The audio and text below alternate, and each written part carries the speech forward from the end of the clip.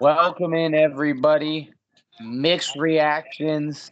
It is, I believe, episode 51. We just wrapped up week 2 of the NFL season. I'm here with my faithful co host, Justin Duncan, from California, residing in Maine, and Casey Merritt from Maine. How are you doing today, Justin? I'm doing all right. Kind of tired. Work week's dragging, but I'm all right. Ain't that the truth? What about yourself, Casey? I'm doing fine. I didn't have a great football weekend, but I had a wonderful weekend as a whole, so I have no complaints. Yeah, I mean, we're definitely going to talk about that during this show. I'm gonna go last because I have a lot of choice words for my team. Let's start out with Dallas, and I'm gonna shift this immediately over to Casey. I'm not even gonna say anything. Just go ahead and give your thoughts, and I'm gonna put myself on mute. So, as I've said for months now, when it comes to the Dallas Cowboys and how I'm going to rate them throughout the course of the regular season, nothing that they do is going to sway me one way or the other. They have games like this every year. They just didn't show up. Their defense looked like Swiss cheese. And I will say, though, Derek Carr and the Saints offense have been majorly impressive throughout the course of the season so far already. They've dropped 40 in 2 straight games. They have dropped 40 in 4 games dating back to last season in a row now. They have looked phenomenal. I don't know if you saw the stat. At one point, the Saints offense has scored on 15 straight possessions to open the season. I don't think that's ever been done before. Um, Maybe the '07 Dallas, Patriots in terms of consistency on that front, but still, that's crazy. yeah, absolutely. It was such a phenomenal showing by the Saints. I'm more apt to give them credit than I am to, uh, throw blame to Dallas. Obviously, allowing that many consecutive scores is going to lose you the game. At first, when watching it, I was like, okay, this is going to be a matchup of where the Saints are getting in the red zone and getting touchdowns, and Dallas is getting in the red zone and getting field goals. I definitely thought that would have been the case at first. And then, of course, Dak throws that first pick of the game, and the floodgates just open from there. They never could recover. Obviously, Alvin Kamara had 4 touchdowns in that game. Something against him and Mike Zimmer's defense, he just tears them up. I don't know if you remember that 2020 game against Minnesota where Alvin Kamara had 6 touchdowns. He just seems to shred a Mike Zimmer defense every time he goes against it. Micah Parsons was nowhere to be seen on Sunday, but it doesn't change my opinion too much on Dallas overall. I still think they're going to win around 11, 10, 12 games, somewhere in that range this season, potentially win a playoff game and then get bounced in round 2. I've thought that from the start of the year. That's still pretty much what I think as of now. Did they play a good game? No. But it's the NFL. These games are going to happen. They happen to every team at some point or another. I'm not going to go too hard on them. I do think at some point within that game, whether they want to admit it or not, and they would never publicly admit it as athletes, they just gave up. I mean, there was at some points where the tackling was just piss poor. There was at times it doesn't look like the defense was sticking to their assignments. Once those floodgates opened, it's kind of hard. I think they just checked themselves out mentally. Um, there's not too much more I'm going to say on it. I think that they have another tough test this Sunday at home against the Ravens, who are now 0-2. Don't let it fool you. The Ravens are still a very, very good team as well, so we'll have to see how that sways out. But give more credit to the Saints than blame to Dallas, in my opinion, in that game. The Saints were just the better team on Sunday. Yeah, they were definitely the better team, but I would venture to say there should be a level of concern in Dallas Cowboy land, as it were. Um, over 2 games in the season, Dallas has generated only 5 defensive pressures, a total of 5 in 2 games. That's And not accurate. it's not accurate. I saw something about that. No, they had 6 sacks game 1, and Micah Parsons had 9 pressures alone. Maybe I'm thinking of this week and they only had 5. But it probably just this week, yeah. As far as the whole season, no, that point's not accurate. But they're also the third worst in terms of points allowed on the season. Yeah, I mean, That's the you're problem. gonna do That's that the when you problem. allow 44 in a game, and it's just 2 games into it. Yeah, That's why I'm not paying too much stock into it yet. We're 2 games in. I mean, I'm more. I don't want to say happy, but I'm more at ease that they got this bad of a game out of the way this early. It doesn't get much easier. I mean, you got the Ravens this week, and then a few weeks later, you got the Lions and then the Niners. The Lions with that's fair. They do have the Giants toss in between there, so that should be a win. But then of course you got to think the 49ers, they're probably going to be without McCaffrey and Deebo Samuel that game. That's 4 weeks down the line. They may not be without either one of them. That's true. Very true. It's possible. But time will tell. Moving on to my game. You guys fought hard. Yeah, but if there was a marginal increase in talent on any level of that offensive line, we win that game. I agree. Not star level, not elite level, marginal. Just a hair better. You win that game. And I know the offensive line has been okay. I mean, this week they looked a little shaky, but you had Drake May in there this week. I think we could have won. Not to say Brissett wasn't serviceable. He did okay. He did. I say Brissett's not the reason you guys lost the He's game. not the reason. No, the biggest reason why they lost was the miskey between Christian Gonzalez and Kyle Duggar letting DK Metcalf run for 52 yards. Yeah. That one hurt. But I mean, I'm not surprised. I'm not upset. But there were just things that could have gone better, which could have translated to a win. And they're on a short week this week against the Jets, which That's a tough game. yeah. And we'll see. I like the fight that I'm seeing out of New England, though. The fight's there. That there's no doubt in the fight that they're fighting. There's no denying that whatsoever. It's just, do you have the heart to hang all through 60 minutes? And that's the thing. They have the fight, but do they have the heart?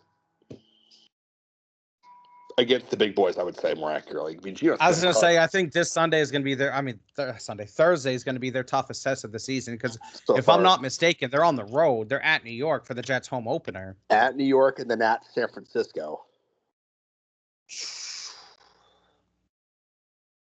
Yeah, but upshot is now Jets will be out will be down Samuel and CMC for that one, but the Niners, I should say, but still, it's still not an easy game by any means. Not by any stretch, but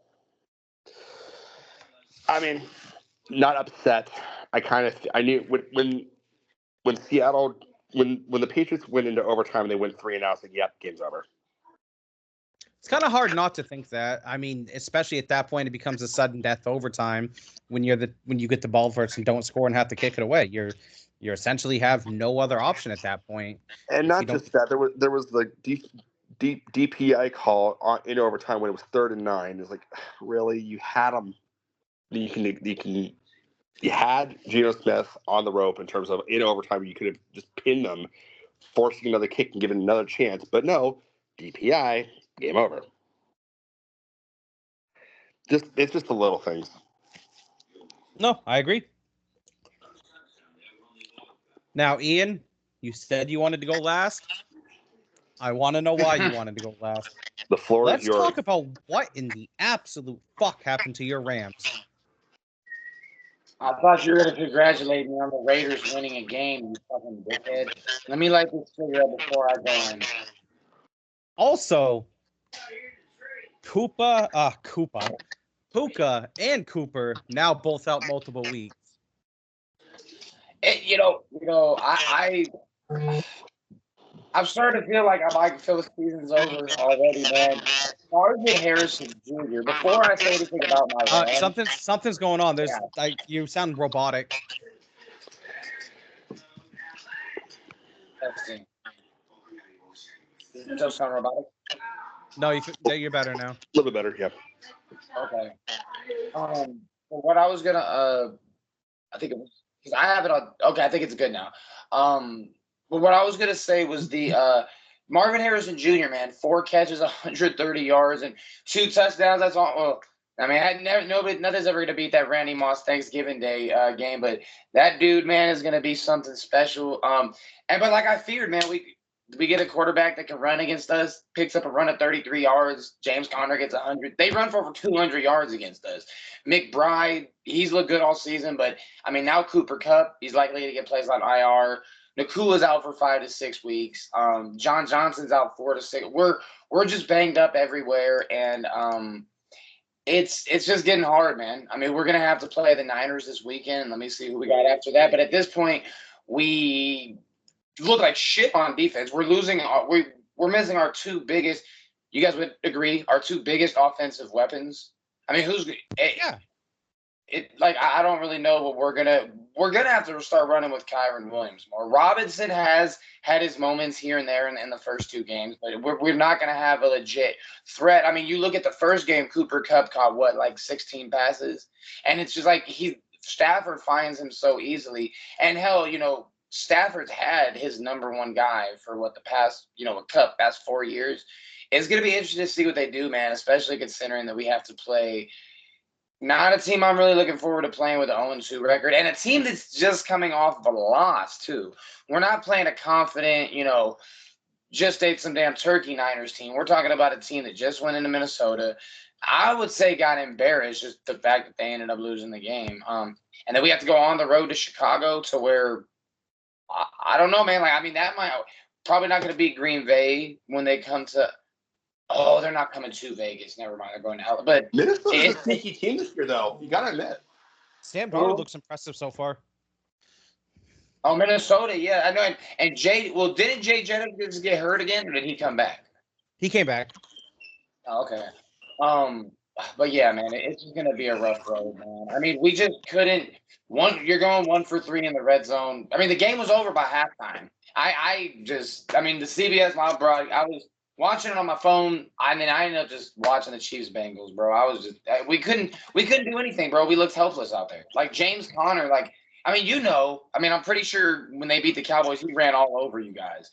Mm-hmm. When we can't stop him, and then I always joke around, call him Toddler Murray, but bro, like that dude, get him a guy. He played like a great game.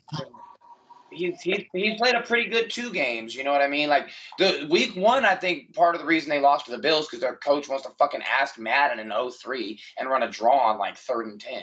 Kyler is yeah, he's. I think a lot of people thought, oh, Bryce Young's gonna be the short king, but yeah, we'll talk about him later. What do you say we get to the picks, man? I'm sick of talking about my Rams. I am so down to get to the picks. Let's just take a second here. Just before we do so, quick couple word responses here. Biggest takeaway from week 2 before we get to the picks. Tua needs to retire, but he won't. And Russell Wilson is a sitting duck in Pittsburgh. What about you, Ian? The Raiders have found the light.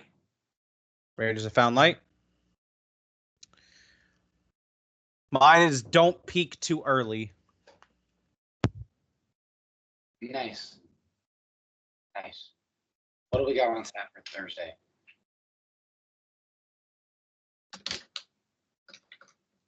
All right. So when we get to Thursday, Justin's already said this. The Thursday night matchup is a big AFC East showdown, especially this early in the season. We have Justin's New England Patriots heading into MetLife Stadium to face Aaron Bleepin Rodgers and the New York Jets. And obviously, Justin, this is your team, so you're going last in this one, buddy.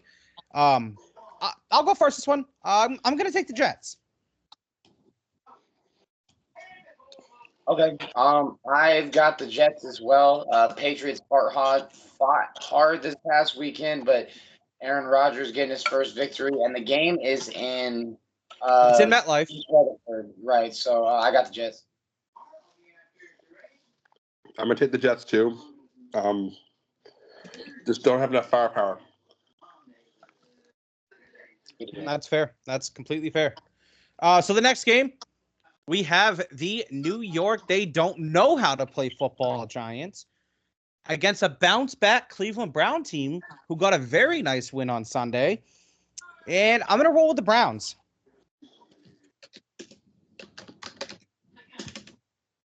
I'll take the Browns too, but I think it'll be a little bit closer. You know, shout out Jason. I was like, hey, guess what? I was the only one in the podcast that picked the Giants. He's like, they just lost, right? I'm like, seriously? They were winning all game. I got the Browns. I'm not putting my faith in Danny Dimes. Give me Mr. Massage Man. Next game, we have another surprising team who lost this past week.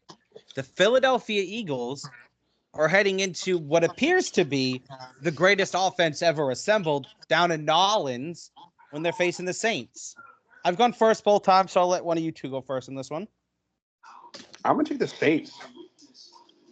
That offense looks crazy unstoppable, good. And Philly's defense is not looking great. Neither is Jalen Hurts. Mind you, AJ Brown is still going to be out. Good. I'm gonna roll with the Saints too. Fuck it. We're all on board. I'm taking the Saints. Nice. This may be the marquee matchup for 1:00 games here. The Houston Texans are going to face off against, as Justin said, the surprising 2-0 Minnesota Vikings in Minnesota. Give me a little homecoming for Stephon Diggs. Give me Sam Darnold. Darnold. I'm a USC fan. You might as well give your money to charity if you're going to be doing stuff like that. Give me I'm joking around. He's been playing great, but I still like the Texans. I think winning a game on Sunday night, they're 2-0 now. I mean, I think they're rolling now at this point. But I definitely respect the Vikings pick. I mean, Houston's only a 2.5 point favorite. So I mean, I think it can swing. I mean, both teams are 2-0. You know what I mean? Like they're both good. Absolutely. Houston has a problem, and that is you have three legitimate, considerably number one wide receivers: Nico Collins, Tank Dell, and Stephon Diggs. Yeah, you got to distribute the ball. Only one ball.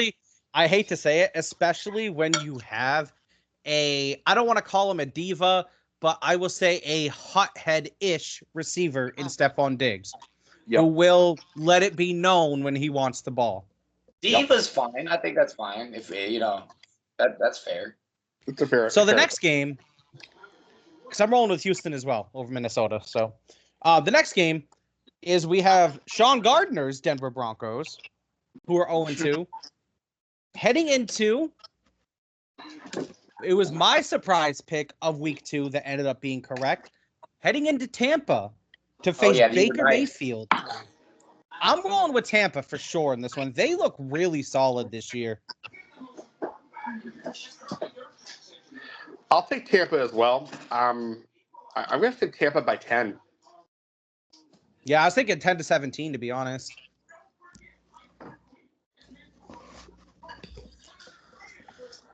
What about you, Mr. Blackwell? Yeah, Bo Nick looks that team just doesn't look very confident. I got Tampa. Tampa's looked they beat the Commanders. They went into Detroit and won, and that might be your lucky team this year, Casey. I got Tampa. We're all on Tampa. Next game, fellas, we are rolling with Green Bay against Tennessee, who is 0-2. Will Levis has made 2 horrendous plays to basically cost them games in back-to-back weeks. And Malik Willis makes his return to Tennessee against the team who originally drafted him. I, however, do not believe that this success for Malik Willis is going to continue. And I think the Titans get their first win this season. I'm rolling with Tennessee.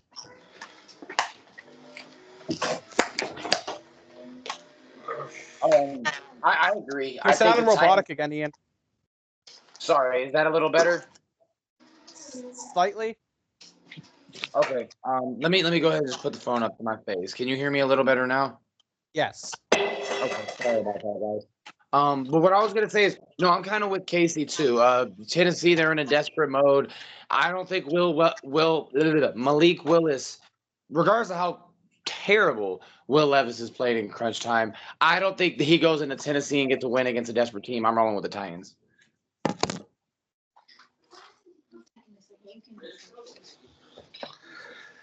Yeah, I'm gonna take the I'll take the Titans, but I don't trust them.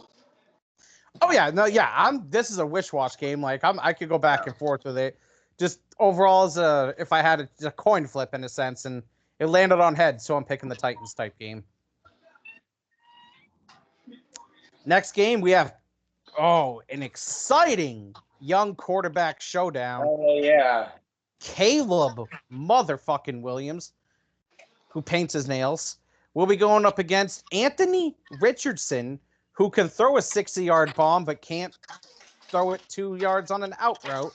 It's kind of like from Remember the Titans. Now you can throw it a bomb, but you can't pitch it a yard.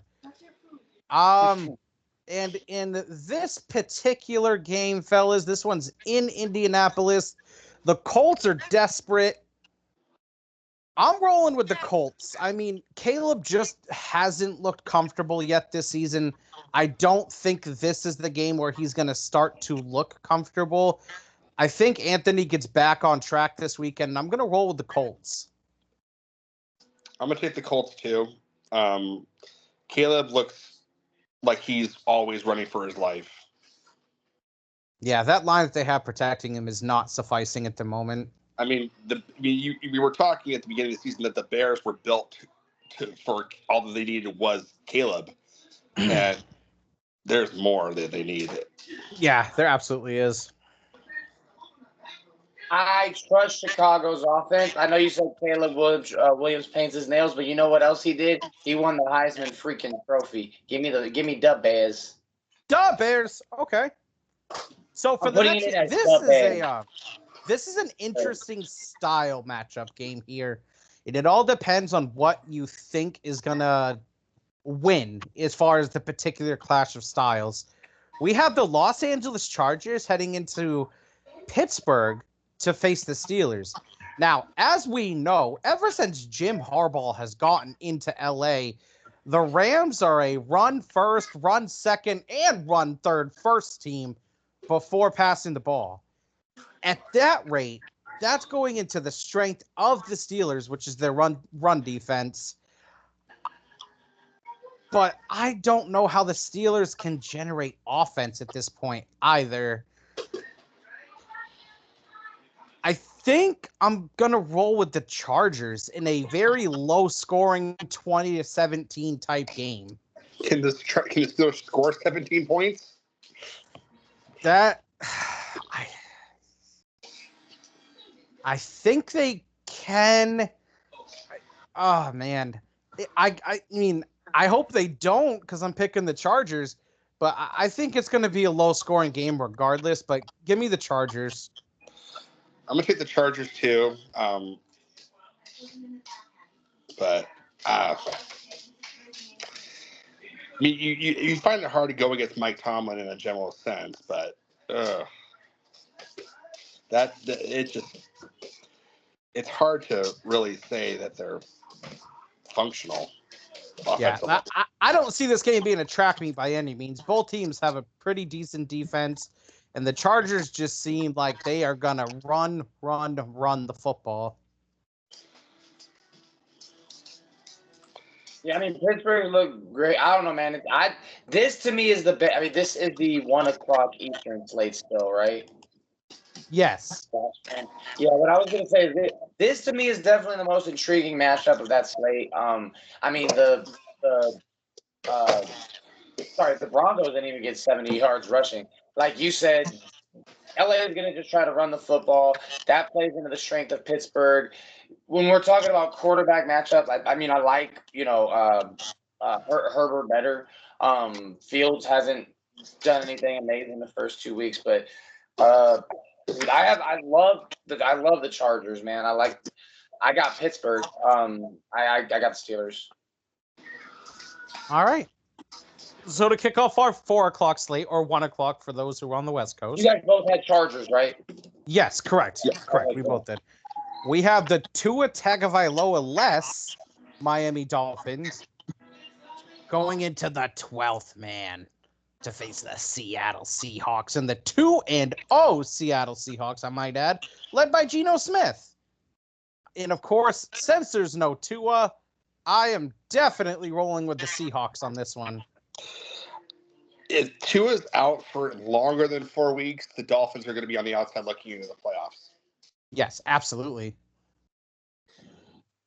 Give me the Seahawks.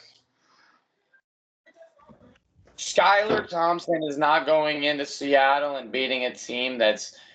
I mean, I don't know. They look bad in their 2 wins, but I mean, come on. It's Seahawks by, I'd say, about a touchdown. Yeah, I see Seattle in a more lopsided than a touchdown. I see Seattle by 17. I see Seattle by at least 20. I can I mean, see they it. beat the I don't Broncos see and the Miami coming Patriots. close. At the same, they beat the Broncos and the Patriots too, so it's also No, but Miami is nothing without Tua. yeah, that's true.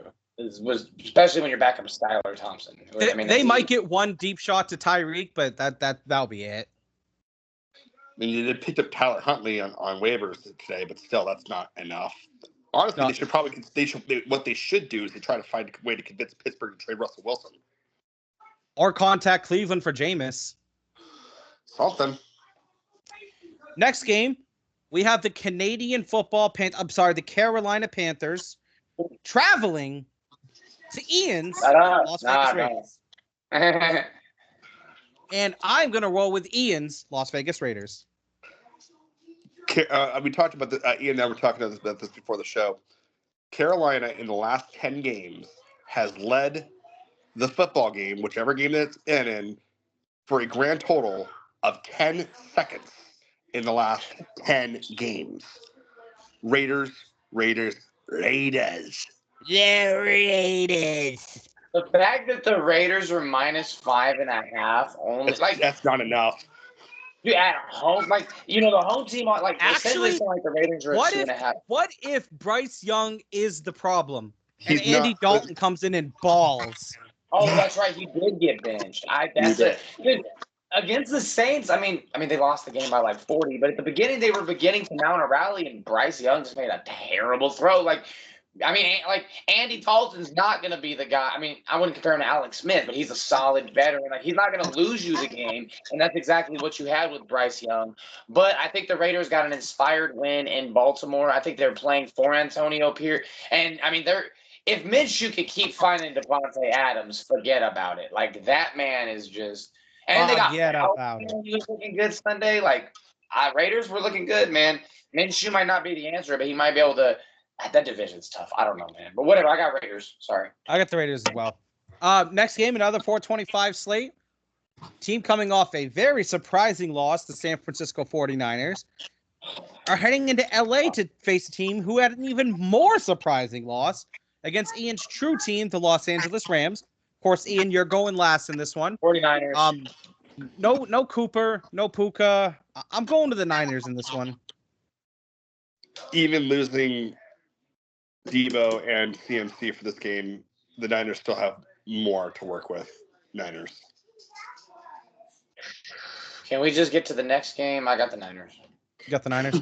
Next game, Jared Goff and the surprising 1-1 Detroit Lions, no one expected them to lose to Tampa, are heading into another surprise team who's 1-1, but surprising for a different way. No one expected them to win either of their first 2 games, and they did win one of them.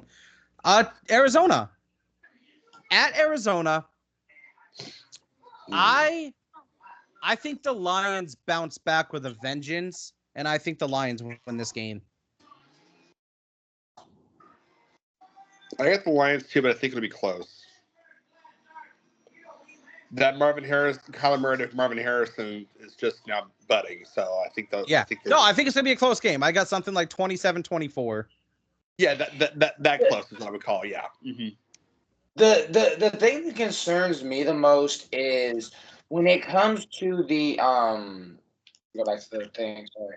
When it comes to the Lions, they Yeah, with their defense is great. I don't know, man. They haven't played. I think the Cardinals could be a good team later in the year. Lions still haven't played anybody like them. I don't know, man. Fuck Detroit looks good sometimes. My only they know concern with Baker Detroit looks this good, year man. is like You know what I'm saying? Yeah. they're not going to sneak up on anybody this year, you know. No. And that's my biggest concern if they are able to sustain that type of success, being the hunted rather than the hunter. I mean, you really only have to worry. I mean, there's only like 3 or 4 different players on the Lions. From an offensive standpoint, you have to really worry about. It's like Amon-Ra St. Brown, Sam Laporta, Jameson Williams, and God, what the running back, his name is escaping me. Oh my God. It's not Austin Eckler. No, he plays for the Commanders. From the Lions? God. It's not DeAndre Swift. No. It's not DeAndre Swift. Who was it? Shoot. I got Detroit. That was a hard one. What is his name? Let me see. Lions. I got you. Hang on a second. Who the heck is this guy?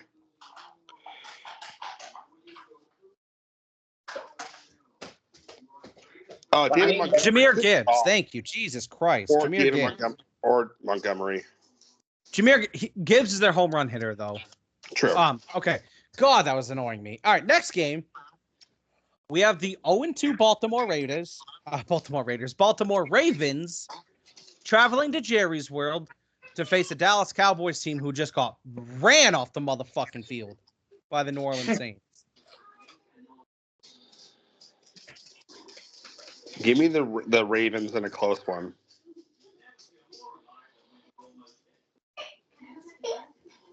What you got, Ian? Give me the Baltimore Ravens. Lamar needs to bounce that game. He absolutely does. Yeah, the Ravens are a very desperate team right now. Going 0-3 pretty much derails their entire season. I'm also rolling with the Ravens in this game, guys. As a Cowboys fan, it hurts, but I think the Ravens are going to come out desperate and hungry. And I agree, Justin. I think it's going to be a close game. I think the Ravens edge them out. Baltimore's defense hasn't been doing as well as they should either. No, it hasn't. So, you want to take the home team at home, but especially with the caliber that Dallas is, but they're at the point where it's going to be put up or shut up. Yeah. I think Baltimore's just going to play more desperate and hungry. Mm-hmm. Sunday night, fellas, we have Patrick Mahomes and the Kansas City Chiefs heading into hot Atlanta, coming off their fresh win against the Philadelphia Eagles. That don't matter to me none. Give me the motherfucking Chiefs. Well, you got 12 men. You got like 16 men playing on the field for the Chiefs anyway. So, coming from a Patriots fan who got every call for 20 years, that's rich. But anyways, I'm not saying I'm not denying that, but still taking the Chiefs by a lot. Oh, definitely taking the Chiefs. But one thing that should be said, one mentioned, Kareem Hunt just got re-signed by the Chiefs. He did due to injury to Isaiah Pacheco. Mm-hmm. Ian, you got Chiefs or Falcons? I don't know, man. See, it's a little bit of a tougher one for me than it. You sound robotic again. I think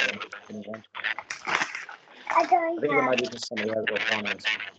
They take it off of mine. Hold on. Okay, there we go. Is that better? Yes. Much. Okay, it's my bad. But what I was. It's doing it again. I was gonna say try to mute your guys' man. That might be because mine is up to mine. There we go. Yeah, I don't know. It wasn't doing that before, and we've all kind of. But anyway, what I was gonna say as far as the Chiefs game, Falcons got a top 10 passing defense in the league right now. They're gonna be at home. It's gonna be rocking. I got the Falcons in an upset. Fair, I could see it.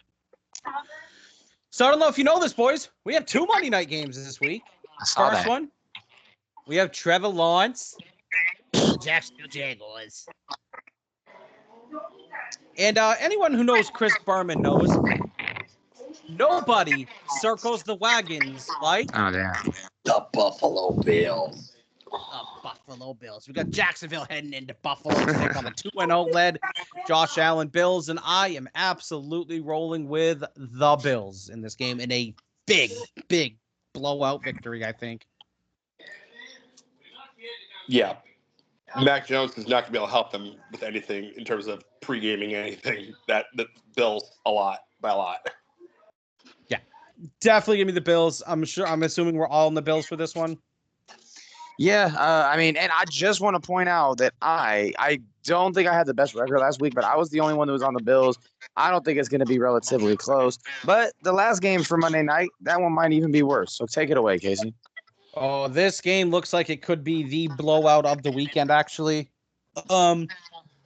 Granted, the Commanders got their first win this weekend over the New York doesn't know how to play football Giants. But I think this is the Bengals coming out party. They started 0-2 the past 2 seasons. It really hasn't derailed them. They always find a way to bounce back. Monday night is a great way to get your bounce back started. Give me the Bengals in a blowout. Yep. Bengals. If Bengals don't win by 20, the shit is rigged.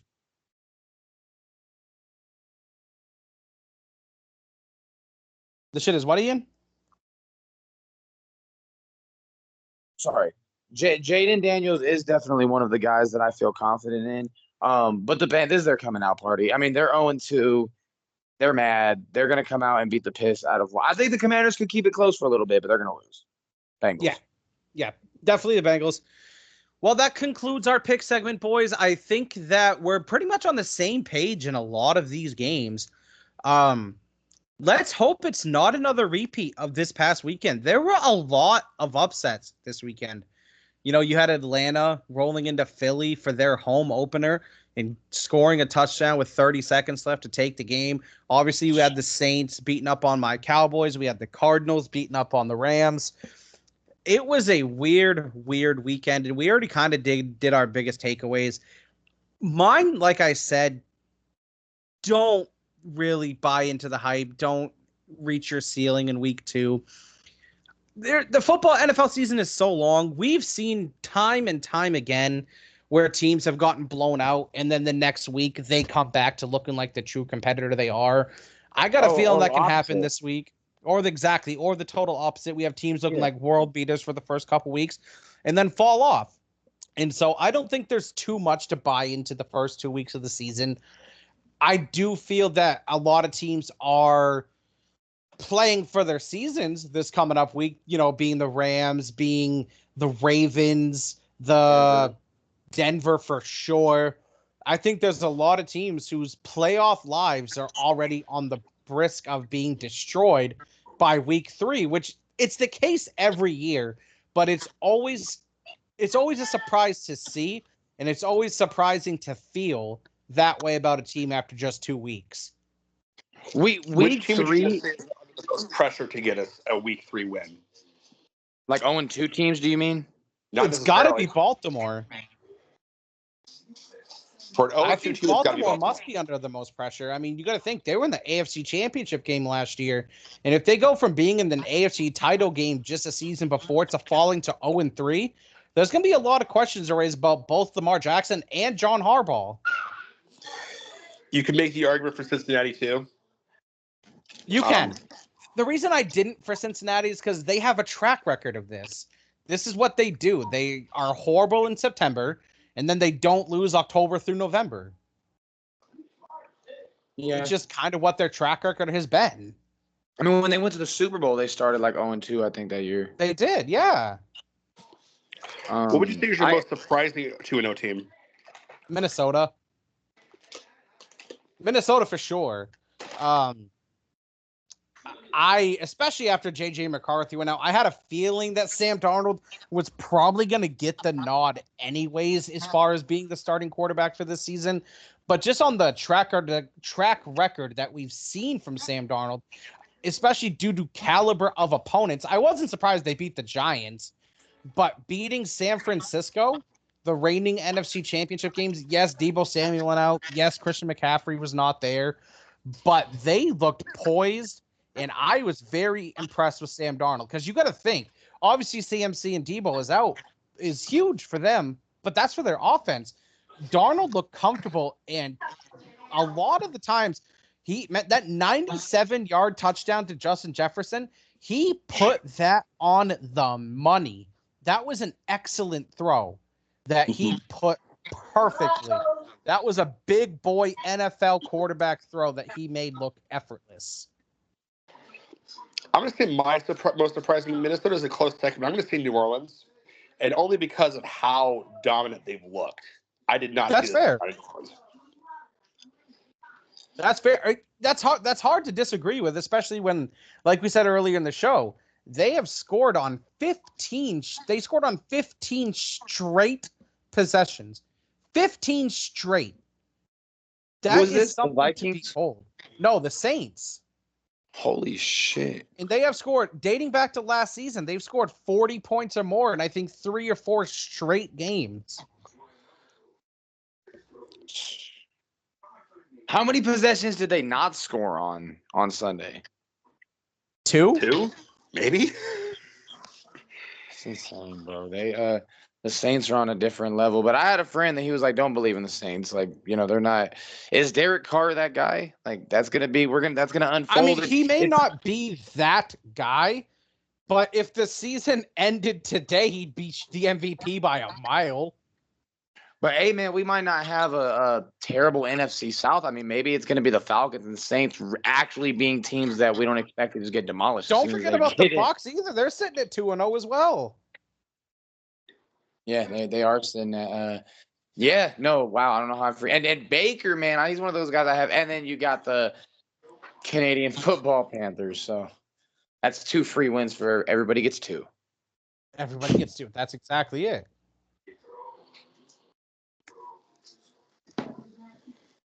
But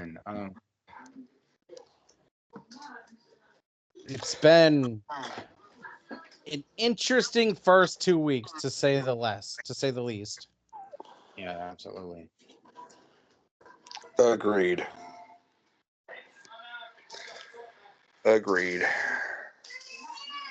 And one thing I did just want to point out, I'm sure we're going to get onto the question before too long. USC makes its Big Ten conference debut this weekend in the Big House against Michigan. We're going in as 5.5-point favorites. Our defense looks different. I've got USC by a lot, actually. I do too. Michigan's not the same team this year. It's clear. Yeah, no, they don't look good at all. They look terrible against Texas. Shout out to the UNLV Rebels, man, number 25 in the country. And the crazy thing is, man, like, it's cool. I live here, but they don't give a shit. Like, this isn't Tuscaloosa. Like, they don't care. Like, people here don't even realize that we have a D1 football team that's nationally ranked. Other states, there would be people camping outside. And they play at the damn Raider Stadium. Like, the old stadium was shit. But, yeah, they got Arkansas's old coach. Shout out to them. I can't wait for the 12-team playoff, man. That's going to be so cool this year. Yes, it is. You're going to have home games, home do-or-die games in the play. It's going to be insane, bro. Yeah, and then we're going to see some of the group of 5 teams make it, but hopefully it doesn't lead to a bunch of blowouts. But I know you guys will kind of – speaking of any football, and last thing I'll say before we get to the question, Duncanville High School in Texas, I'm sure you guys have heard of it. They've produced countless NFL players. They won 255-0 the other night. Oh, my God. 255-0. Well, that's how IMG would have done like that West Toronto Academy if they didn't call a fucking game at halftime.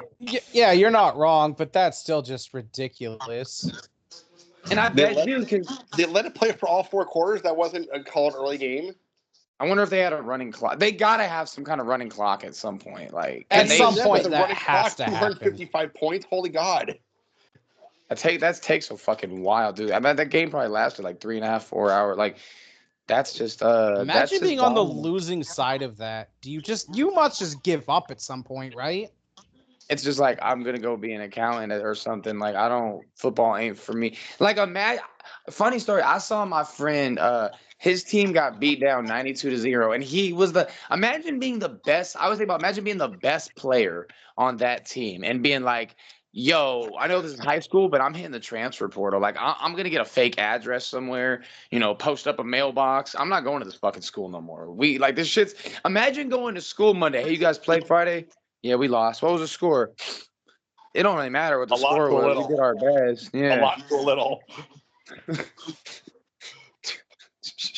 No, but if you're even a player on that team that got just rocked, you must have known going into that game we're gonna get killed. We're gonna get killed. I think that team played at home, bro. Let me see. Nah, hell nah. Somebody gotta start a brawl or something like in the crowd to make them call the game early because it's too dangerous. Like I don't like you gotta have some pride at that goddamn point. Yeah, they won 255-0, man. That's that shit. That was worse than that goddamn Georgia Tech blowout. I know you guys have seen that. Yeah, I was gonna say that. Maybe that one was worse, but yeah, man. This show, man. It's just we love our basketball in the summer and we love talk, but when it's football, bro, it's a different that's the season, man. It is what it is. You know what I mean? That's what we do. Who has the question? I got it. Let's hear it. What player on any of your favorite teams were you heartbroken to see go somewhere else? Good question. Like the most broken up over. Okay, that's a really good question. Interesting. I think Justin's is pretty easy, isn't it? No, it's not Brady. No, it's not. Who would yours be then? Nomar Garciaparra. Good. He went to the Dodgers. Yeah. Nomar and then Pedro's a close second when he went to the Phillies. Did he go to the Mets first? No, he did go to the Mets first. Mets first, then the Phillies. You're right. Okay. But yes, Nomar and Pedro are probably my 1 and 2, then Brady number 3.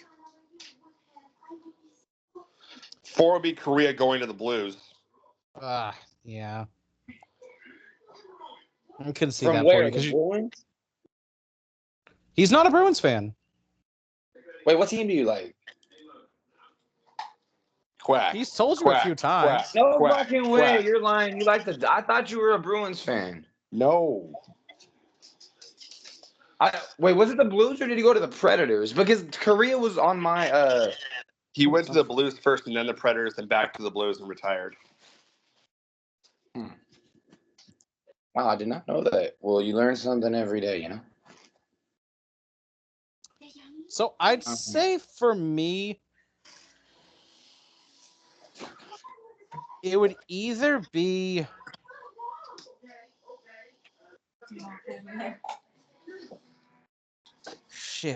probably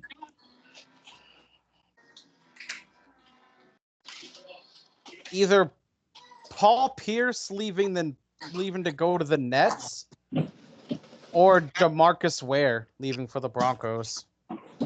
Both are good calls. Pierce going to the Nets just felt wrong. Dude, that they built the current Celtics off of that dumbass trade. No, I know, but just seeing him leave was. It just felt. It's like watching Montana go play for the Chiefs. It just doesn't look right. Yeah. Yeah. See, I was thinking about Paul playing for the Vikings or the Jets. Just doesn't work right. Yeah. Especially the Vikings. To me, that was even more weird and the Jets still had Green. So for Favre, that wasn't that weird for some reason. Mine would have to be, and I was thinking about Korea too, because damn, like that's what I identify the Ducks with. It's Ohtani. Is it Ohtani going to the Dodgers?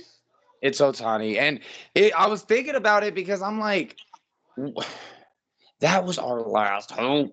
We suck for a long time now. Like, fuck. You haven't The been Red Sox right don't suck. since David Eckstein and Darren Erstad.